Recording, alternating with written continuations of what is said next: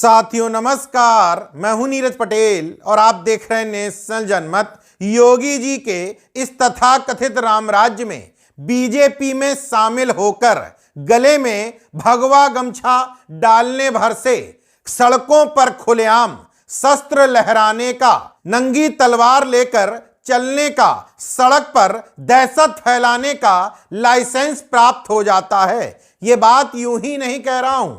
बलिया में भारतीय जनता पार्टी के नेता और पूर्व मंत्री नारद राय गले में भगवा गमछा डाल करके खुलेआम सड़क पर सार्वजनिक तौर पर नंगी तलवार लेकर के लोगों में दहशत फैलाते देखे जा सकते हैं, वो भी ऐसे समय में जब प्रदेश सांप्रदायिक तनाव की स्थिति में है। गोद में बैठी हुई जातिवादी और चरण चुंबक पत्रकारिता करने वाली गोदी मीडिया का आलम देखिए। इस तलवार लहराने को जस्टिफाई करने की कोशिश कर रही है। अमर उजाला में नीतीश कुमार पांडे नाम का एक शख्स ये खबर लिखता है।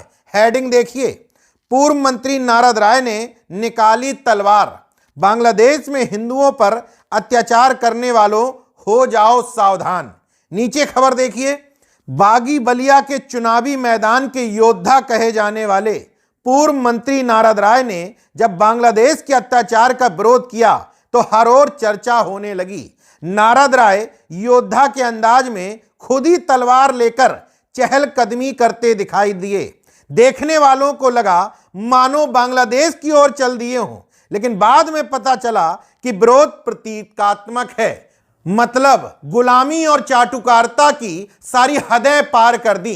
क्या स्थानीय पत्रकार को यह पता नहीं है जो नारद राय को बलिया के चुनावी मैदान का योद्धा कह रहा है, खुद अपने दोनों पिछले विधानसभा चुनाव 2017 में बसपा से लड़े थे, हार गए थे। 2022 में समाजवादी पार्टी से लड़े, हार गए। इस बार लोकसभा चुनाव में जब बलिया से समाजवादी पार्टी ने सनातन पांडे को टिकट दे दिया तो बोले टिकट मुझे मिलना चाहिए था और चले गए अमित शाह की शरण में। उस समय भी इस दलाल मीडिया ने नारद राय का बढ़ा चढ़ा करके वर्णन करते हुए कहा था सपा को नुकसान होगा, लेकिन उसी सीट पर समाजवादी पार्टी के प्रत्याशी सनातन पांडे चुनाव जीत गए। इसके बावजूद गुलामी का आलम देखिए, नारद राय को चुनावी मैदान का योद्धा बताया जा रहा है। बहरहाल बताते रहो, लेकिन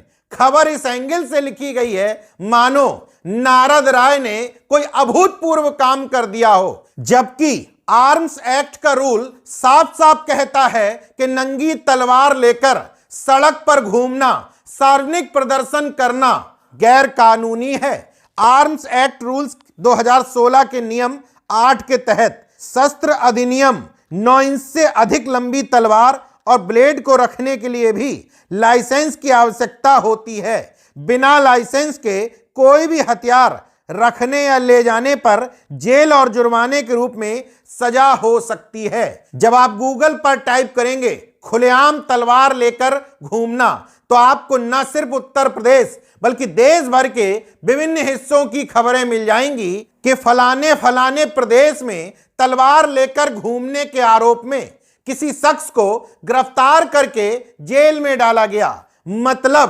ताजा तरीन भाजपाई हुए नारद राय गैर कानूनी काम कर रहे हैं, लेकिन दलाल मीडिया उन्हें योद्धा की तरह प्रेजेंट करने की कोशिश कर रही है। सवाल उठता है कि नारद राय ने ऐसा क्यों किया होगा।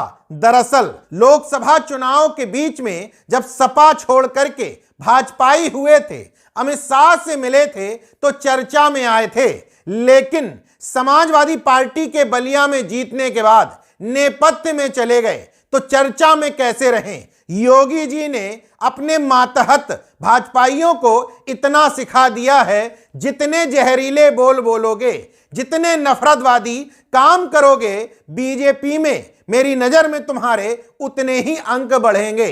तो नारद राय को लगा कि मैं इतने दिनों से चर्चा में गायब हूं तो कोई ऐसा नफरत वाला काम करता हूं जिसमें सरकार भी खुश हो जाए और दलाल मीडिया की अटेंशन भी मिल जाए। नारद राय अपने मंसूबे में कामयाब भी रहे, क्योंकि लाइसेंस लेने की प्रक्रिया भले ही कोई हो, लेकिन नारद राय बीजेपी में शामिल होकर भगवा गमछा डाल करके पहले ही गुंडई करने का, खुलेआम तलवार लेकर चलने का लाइसेंस तो प्राप्त कर ही चुके हैं। अब कितनी भी आलोचना कर ली जाए, लेकिन इस राम राज्य में बलिया का माहौल खराब करने वाले नारद राय पर कोई कार्रवाई होगी, ये मुझे दूर की कौड़ी नजर आती है। लेकिन इसके उलट अगर यही काम कोई दूसरे धर्म का व्यक्ति करता, जो बीजेपी के राजनीतिक एजेंडे में फिट हो रहा होता, तो अभी तक यही दलाल मीडिया उसका पाकिस्तान से, आईएसआई से, दुनिया भर से संबंध जोड़ करके जाने कहां कहां से फंडिंग के सूत्र निकाल लेती। योगी जी और उनकी सख्त पुलिस भी सख्ती दिखाते हुए एफआईआर भी दर्ज कर लेती, गिरफ्तारी भी कर लेती। हो सकता है रासुका लगाने की तैयारी भी हो गई होती, मगर नारद राय लाइसेंस प्राप्त हैं, लाइसेंस गले में लटका हुआ है। देखते रहिए नेशनल जनमत, जागरूक और सजग बने रहिए। जय विज्ञान, जय संविधान, जय लोकतंत्र। धन्यवाद।